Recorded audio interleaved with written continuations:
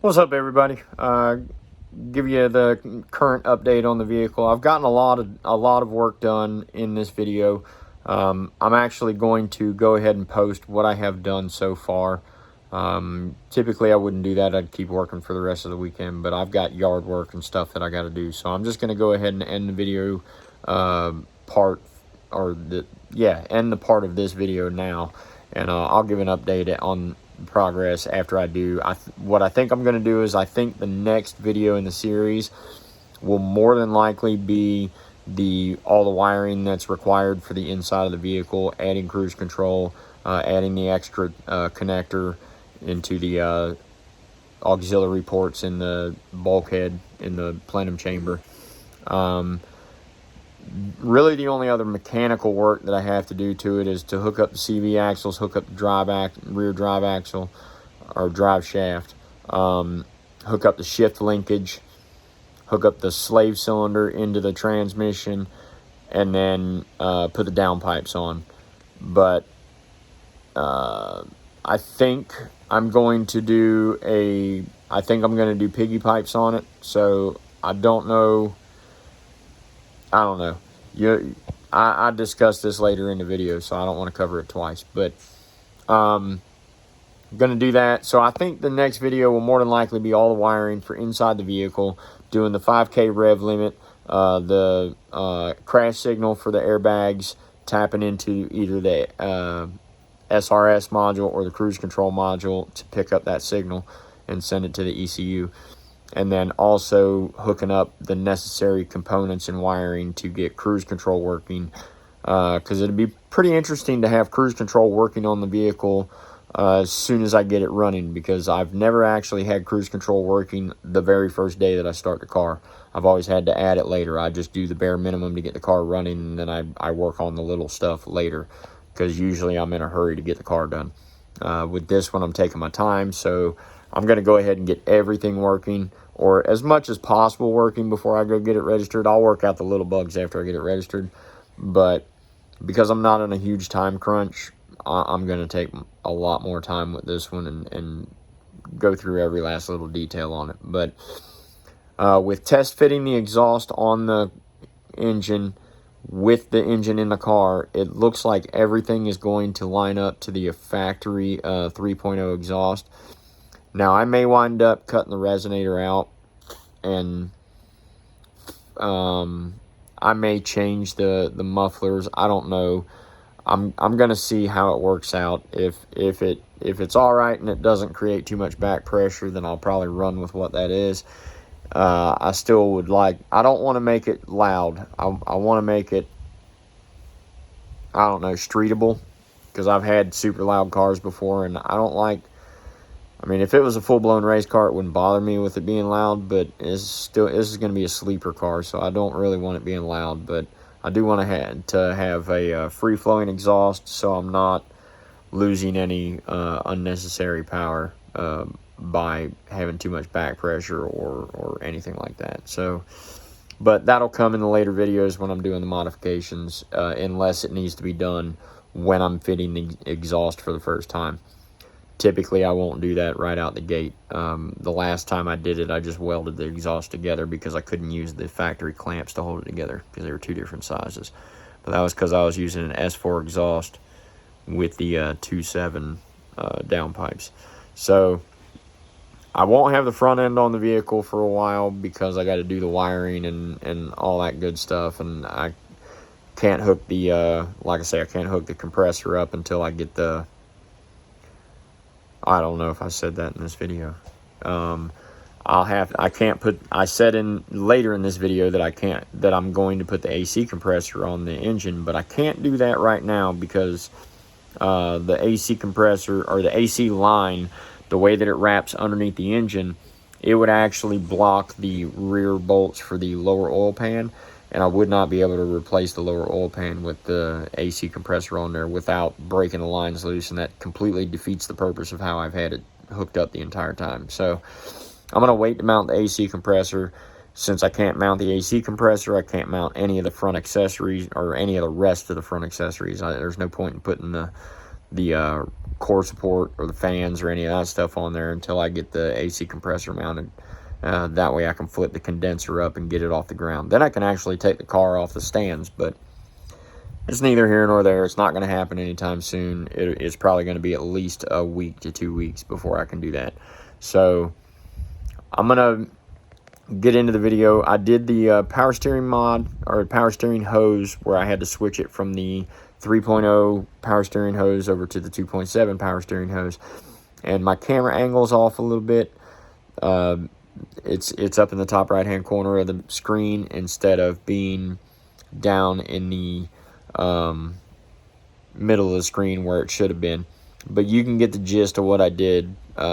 Even though you can't see 100% of what I did, you can still see a good portion of it. But I edited out a good part of it because it was such a pain in the butt to get that bolt out. It was not easy. I don't want you to think it was easy. It was getting the heat shroud off was a freaking walk in the park. But getting the actual hose out, getting the bolt for the rear hose out was horrible. It took me at least 10 minutes to get that one bolt out because just where it's located. So bear that in mind. But yeah, I'll get straight into where I'm doing the power steering hose swap and pressure washing the front of the car. And I hope you enjoy.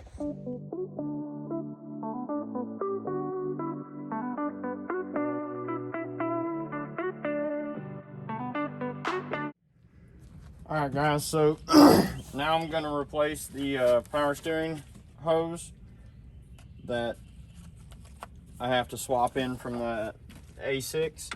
So you just need to remove these 3 screws holding this heat shield in. There's 1, 2,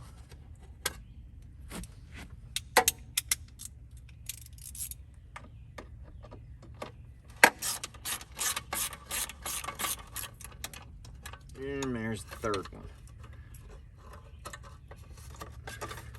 So just pull that heat shield out of the way.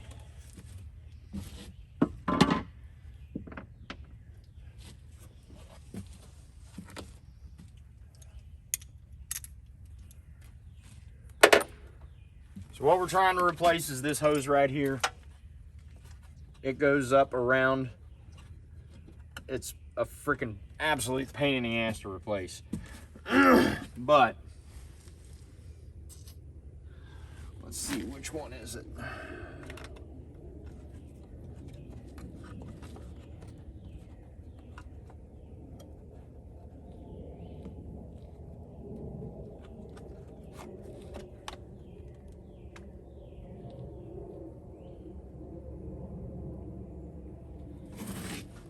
So it's this back one right here.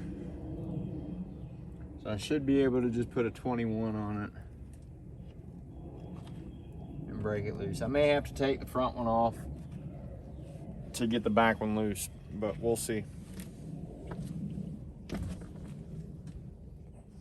Okay, and I'm pretty sure most of you guys already know this, but I want to show this in case some people don't.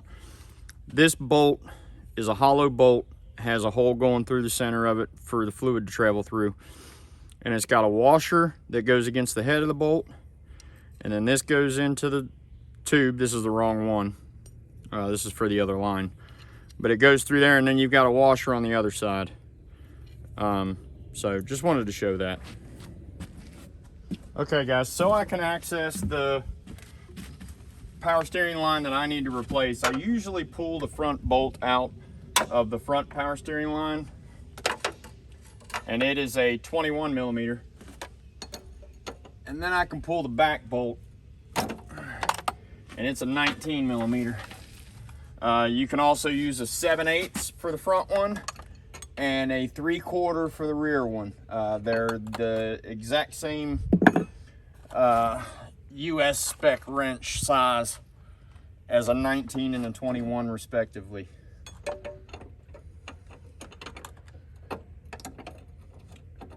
But this one's a little bit more difficult to get to because it's further back and it's like right against the firewall.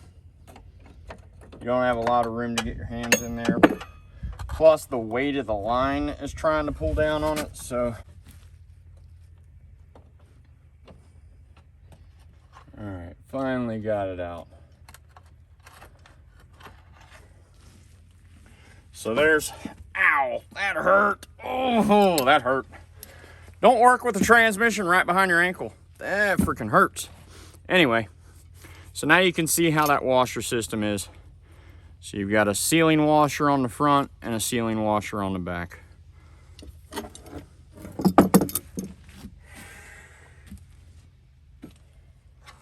So now I just take this one, stick it in the place of the other one, and tighten it up.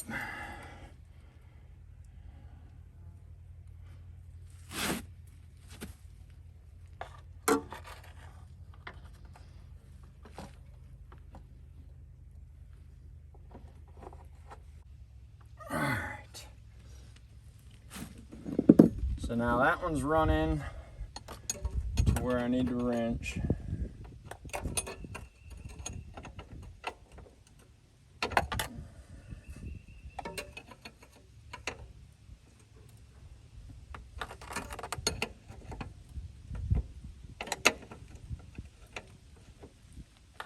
Can't get a good bite on this thing.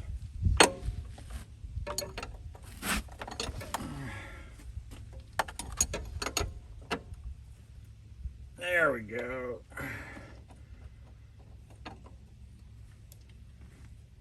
All right, so that sucker's in there tight, and it should line up perfect with the 2.7 when it's set into the engine compartment. Now I just need to rehook up the front line.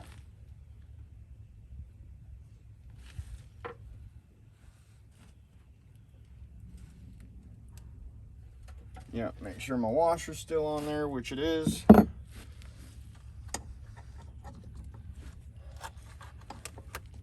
Weave this up on top there.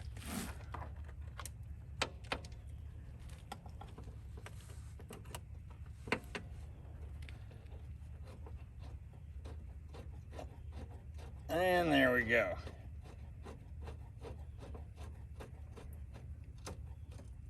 So I just need to tighten that one down.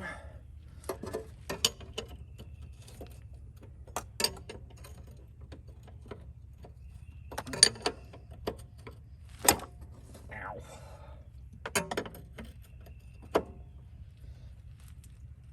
All right.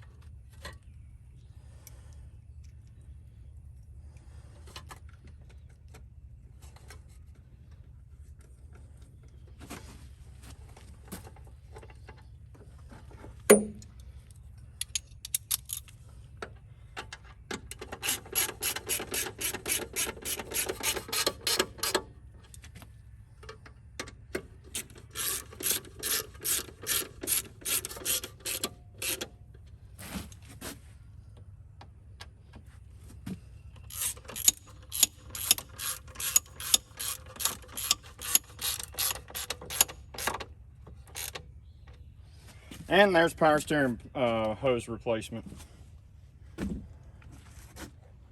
What's up, everybody? So I'm getting ready to drag the engine from the front porch out here to the car.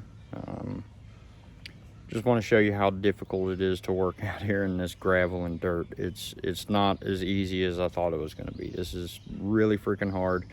I noticed it when I already knew it was going to be hard, but I figured it out really firsthand when I actually took the engine from the from the A6 and took it up to the front porch.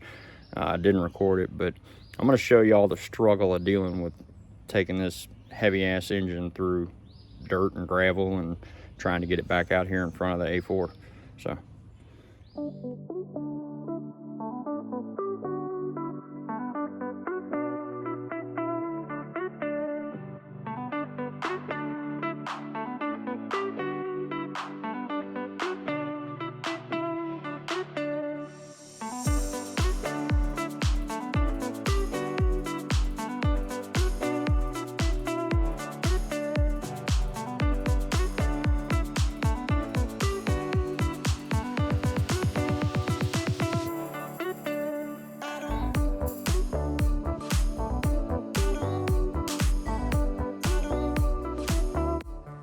All right, guys, got the engine out here to the car. Got the engine hoist out here ready to go. I'm freaking out of breath and I'm freaking sweating my balls off. So I'm gonna have to go take me a little chill inside the AC for a second. Get me a drink of water, make sure I'm not gonna freaking over exhaust myself or something, because it's pretty freaking hot out here. But I'll get back at it and we'll go back into time lapse. But just I know the camera cut off where I was over putting the engine stand together and or not the stand, but the engine lift and getting it all squared away. So just wanted to show you that.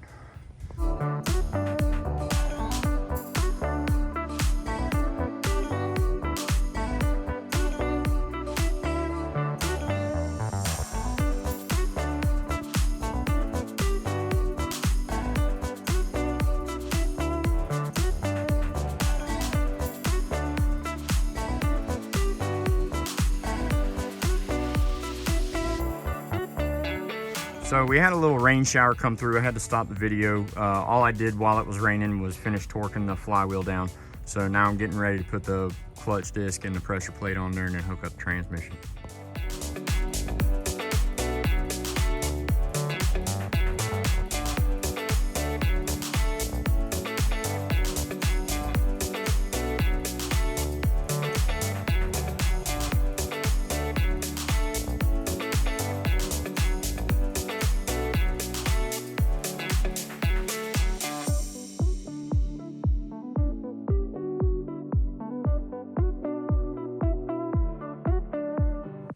Okay guys, I didn't realize that my freaking camera died while I was doing the time lapse, but the engine is in the car.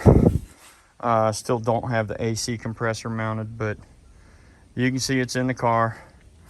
I could not install it in the car with the exhaust downpipes on because of the way that the transmission crossmember goes. So once I get the exhaust in here, I'll show you guys how it looks and how much clearance you have, which it ain't a lot, but it works. So but you don't have this side. You got pretty good clearance. I mean, you can basically fit your hand everywhere, but on this side, your power steering hoses right there are kind of in between the charge pipe and the frame. So I might move those. Everything else looks like it's got pretty good clearance. I mean, you can see light down through there. So yeah, I think we're good. But like I say, the engine's in the car.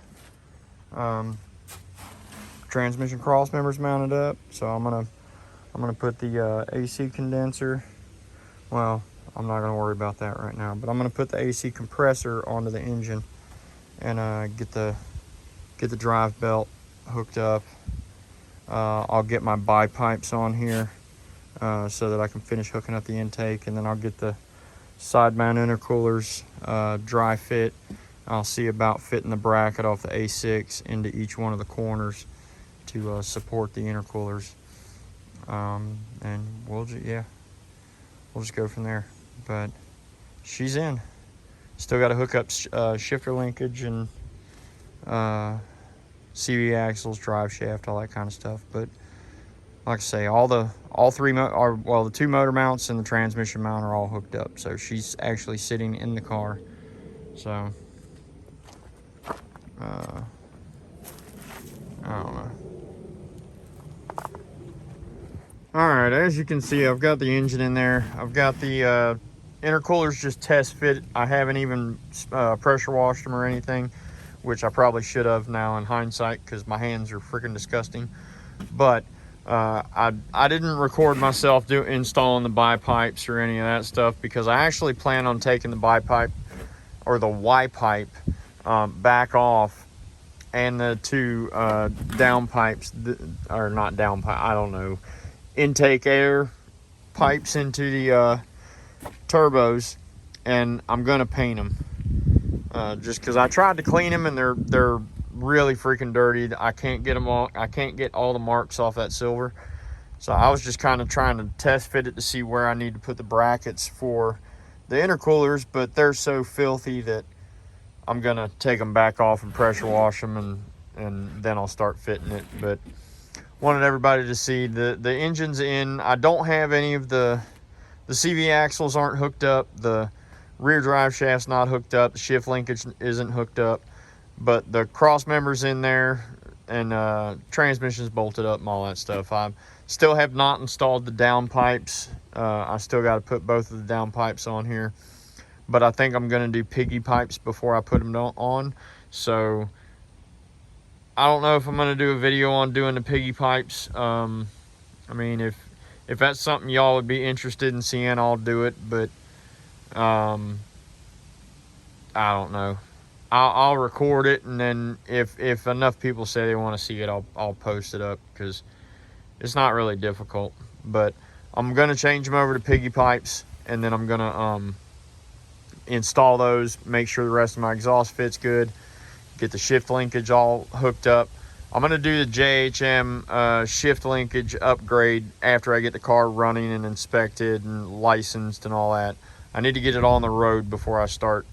The whole premise of this is to show you how to build it for as cheap as possible, and then I'm going to do my enhancements. I know it's a lot of double work, but this whole premise was to help the community, for anybody that was interested in knowing little details about doing the 2.7 swap. So once I get the whole thing running, licensed and insured and all that good stuff, then I'll start doing enhancements to it and cover the progress of that. But this initial video series is just going to be for doing the actual swap for the bare minimum and getting it running and driving. So but this is where I'm going to end the video.